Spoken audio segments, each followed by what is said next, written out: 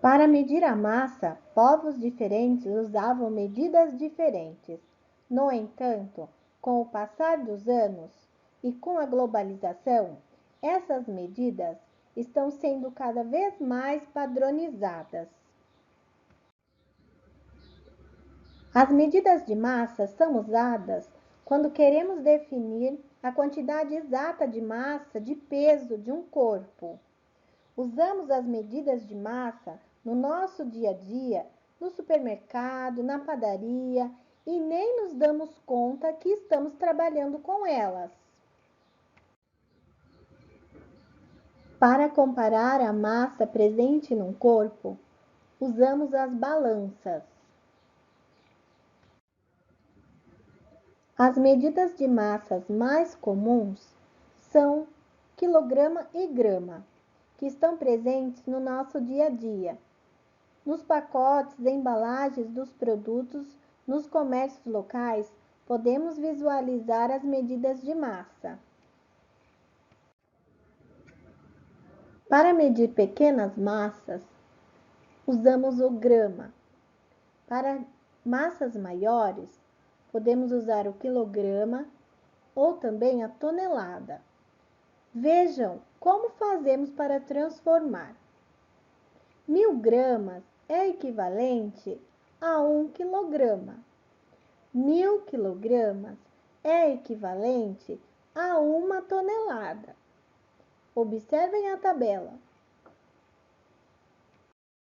Medidas de capacidade. As medidas de capacidade são empregadas na medição de líquidos. Nas próximas páginas, a gente vai aprender um pouco mais sobre essas medidas.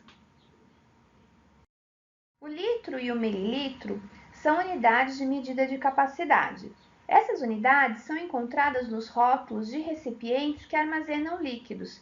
Vejam alguns exemplos. O álcool, ele tem o seu recipiente e ele marca o seu conteúdo. Veja lá em vermelhinho, 1 litro. A lata de tinta também marca 3,6 litros.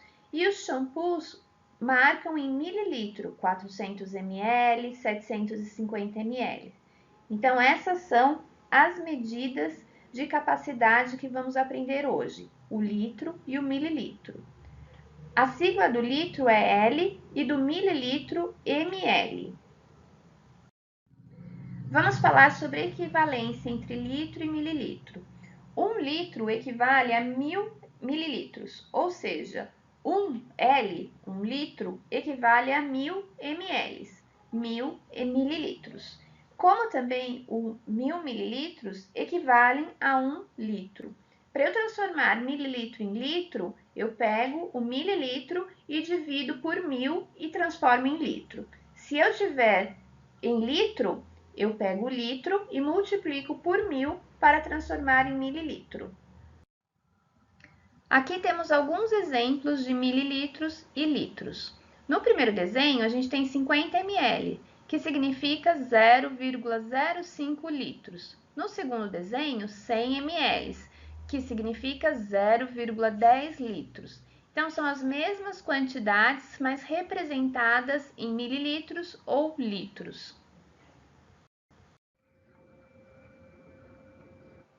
Vamos conhecer os números decimais. Os números decimais aparecem com frequência no nosso cotidiano, como, por exemplo, nas compras no supermercado, para abastecer o carro. Olhe, por exemplo, na régua.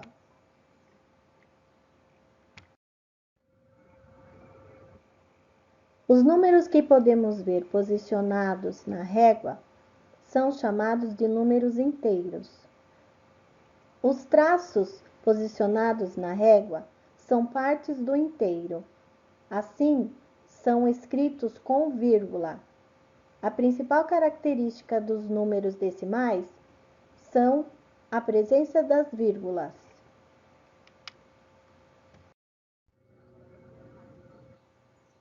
No lado esquerdo da vírgula está a parte inteira.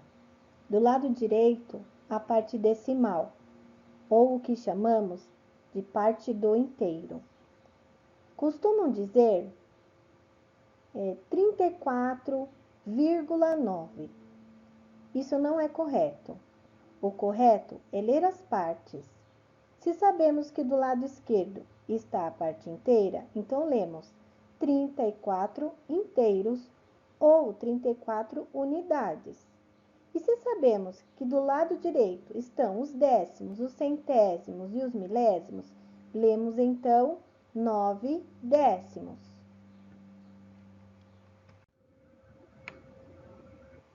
No nosso sistema monetário, podemos ver a presença da vírgula.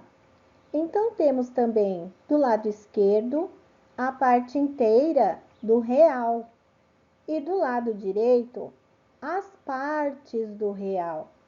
Então, o que está do lado esquerdo da vírgula, lemos acompanhado da palavra real. E o que está do lado direito da vírgula, lemos o número acompanhado dos centavos, como por exemplo, R$1.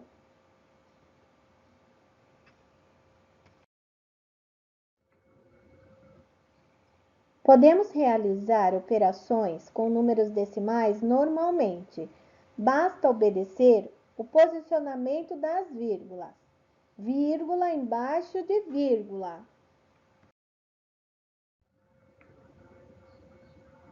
Sempre devemos lembrar que ao iniciar uma operação, temos que começar da direita para a esquerda, seja ela de adição, de subtração ou multiplicação.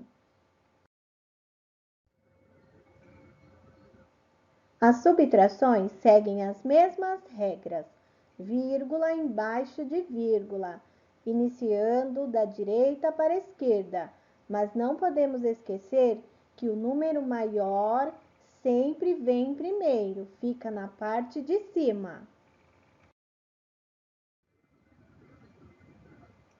Quando o número de cima for menor do que o de baixo, seguimos fazendo o reagrupamento. Aqui temos 2 centésimos para tirar 3 centésimos. Então, vamos à casa seguinte dos décimos e fazemos o reagrupamento de 10 décimos para o 2 centésimos. Assim, ele se transformará em 12 e poderemos então seguir a subtração.